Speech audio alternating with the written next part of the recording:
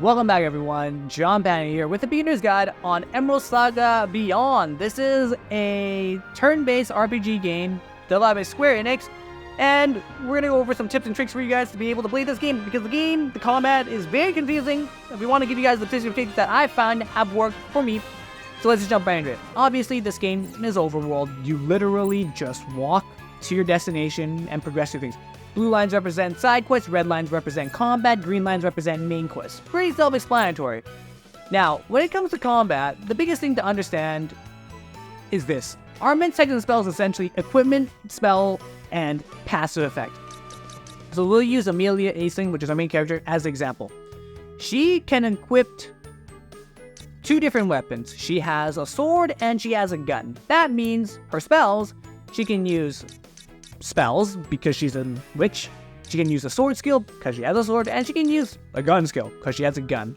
She also has rolls, which is for passive effect. She can basically make it so that she has different passive effects, which is not bad, so you can make do with it. The next thing though is you also have LP. As you can see on the bottom right hand side, LP stands for life points. Why life points is, pretty important is because if your character gets knocked out 9 times, I think they're just dead.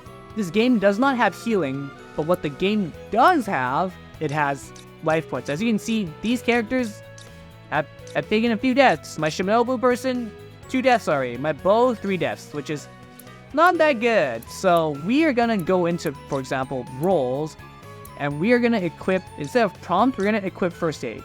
He's gonna heal himself 1 LP at the end of the battle, which is very important, so we can heal up our characters. You never really want to have your characters dead, so just having the first aid is actually pretty important. So grinding out mobs to heal back your LP is pretty useful, which is what we're gonna do. We're gonna put first aid and bring our LP back up, because if you faint a character in this game, you can't bring them back during the same battle, and at the end of the battle, they're gonna lose their life points. At the end, if their life points go to 0, they just dead. So you don't want that. Formations. Formation is gonna be the bread and butter of essentially how your game plays.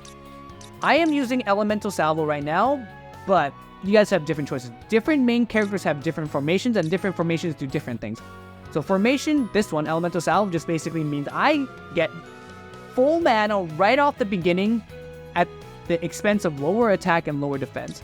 We can use this one, Retainer's League, which I like. Retainer's League basically makes it so that my person in my 5th slot uses less mana and does more damage and has more defense.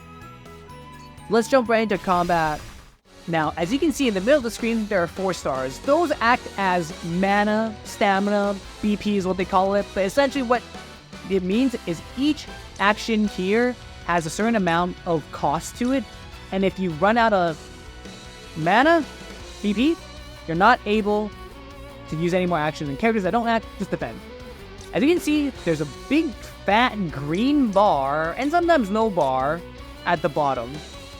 Green bars, to simplify, what you want to do, make it so the green bars of all your teammates are connected. If they connect with each other, they do combo attacks. They're very good, but the same happens for enemy. If their red bars connect, they combo us.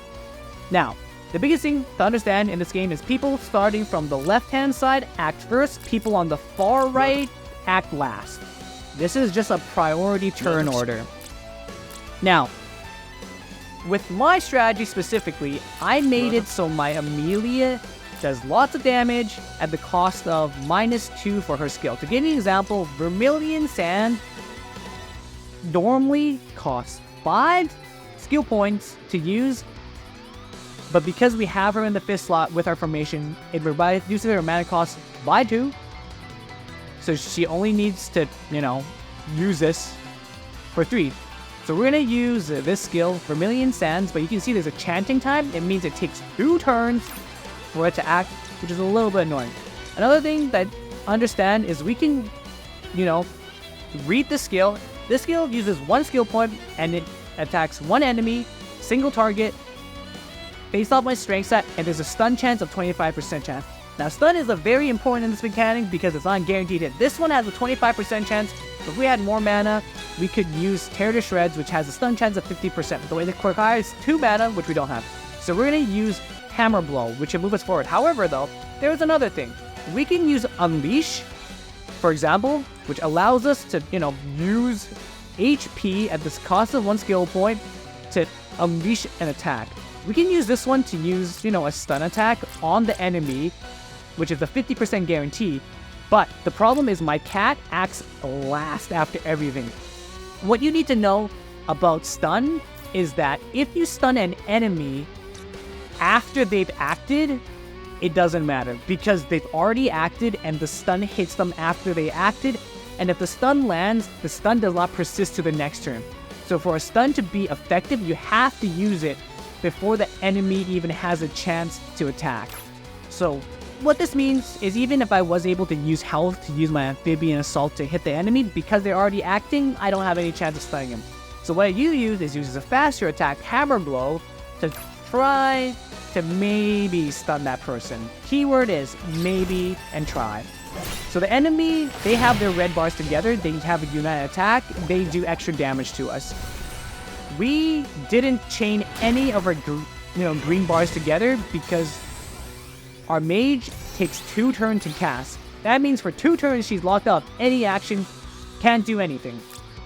But what I'm going to do though is I'm going to have her do another big spell, Gale Blast, which uses 3 mana. And we can't really do anything, but we do have Tear to Shreds, so we can stun someone. So we're going to try to stun this person right here, and there's a 50-50 chance of hitting. So Vermilion Sands, 1 more turn cast. We're hitting it. Okay, so we didn't stun them, but we delayed them. Delay is essentially we just push back the opponent's action back by 1 slot. All that means is they just act a little bit later in that turn.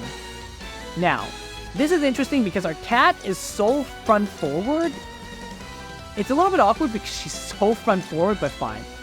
We can have the cat do a stun attack and make it so that we'll make it so we stun this person. Now, Clearing Blow is interesting because there's custom tech. United Attack, which is the team-wide attack, is a tech. However, this is, even though it's like half the damage of Buckshot, it does a custom tech. And custom tech is actually, honestly, feels very strong. And you'll see what I mean. We also have 1 more skill point, so we can just do Sharp Shot. As you can see, on the right-hand side, all 3 characters, my Mage, my Squire, and this guy are all 3 going to act together. So we're going to do some pretty bad damage, I'd like to think. So Cat is going to act first, potentially with a chance to stun and get rid of a unit's action. So this person is stunned, loses his action completely. We got delayed, so that's fine. We just don't act as fast. So this is our united attack where we have 3 people clearing Vermilion Shot. Big damage, 3 hits, we kill 1. But because of him, we get the custom tech. So the custom tech gives us 1 more access to, special triggers. And now they're attacking again.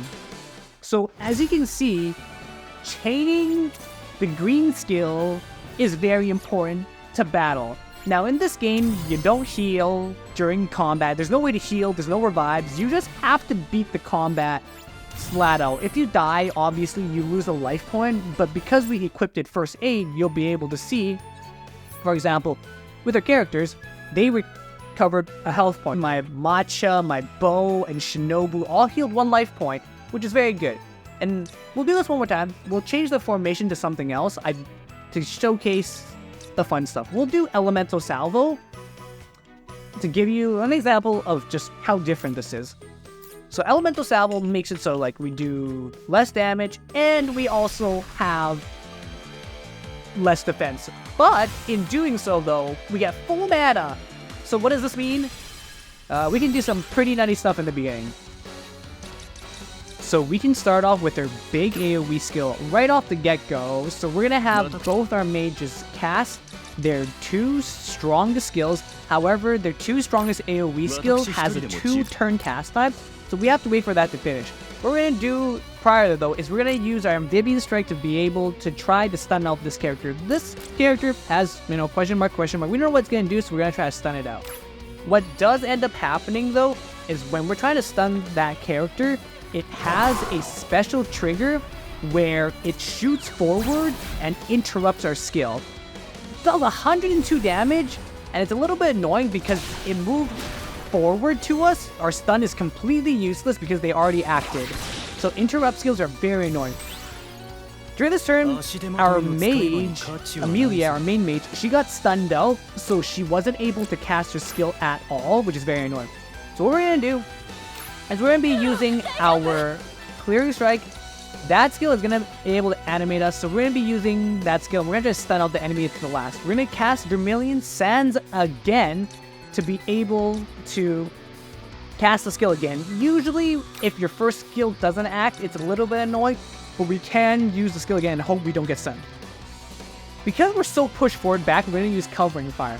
A chain skill is very important because what it does is it allows us to be able to move our character forward to characters that are united together. As you can see, we're moving our character over to cover, and as a result, we have 3 people in a united chain. We do get the stun off, but we get her to cast a Vermilion Sand. So being able to unite that way is super important. Our cat ran a lot of danger, almost dead. Not the greatest, but we're gonna do our best. We're gonna use our stun skill, and we're gonna try to stun the guy who's obviously last. Then we're gonna use our dude over here. We're gonna try to do Stunning Shot and stun that guy with a 50% chance. And this is gonna be really interesting. We're gonna use our Clearing Bullet to deal with the enemy. Now, there's a lot that's gonna happen here, and you're gonna see in a little second. We get our turn, we move. As you can see right now, our characters are staggered, as in they don't have their united attacks all together. This is where things get crazy. Because our character starts off with the stun, we knock that person back. As you can see, our bar moves forward. Our mage casts his big AoE skill, and with our gunner, we get rid of the enemy who's blocking our united chain, and as a result, we have a full chain of 5 characters all attacking. And because we have a full chain of 5 characters attacking, or not 5, 4 characters attacking, we trigger its custom tech, and our custom tech basically allows us to go again and attack again. As you can see, our characters are popping off. And this is the beauty of this game. At random moments in the game, you're going to trigger custom techs, which really make it so you do a ton of damage. Our characters acted 3 times in that one turn. 3 times with that series event. There's a lot of depth to this game, surprisingly, but it can be frustrating for some of you guys because of the level of RNG involved to gain access to all of that. So last but not the least is Mr. S. Mr. S is essentially your achievements hunter guy. You can swap out your little mini side quests where it essentially is do X thing during battle and get X reward. That's all Mr. Travis Route is about. But you gotta make sure that once you're done, you gotta swap it out. For example, I finished like this one, and because it was finished, I had to swap it out for like a different thing right here. If you don't swap it out, you only get either of these. So make sure whenever you finish your side quest, come in here, pop it in, and swap it out. And that's basically it. Hope you guys enjoyed the video. Hope this guys helps. This game is a little bit confusing and there's a whole lot going on, but it's pretty fun if you like this type of game. Anyways, if you have any questions, comments, concerns, let me know down in the comment section down below. Anyways, John Baniel, sign off. I'll see you guys later. Bye-bye for now.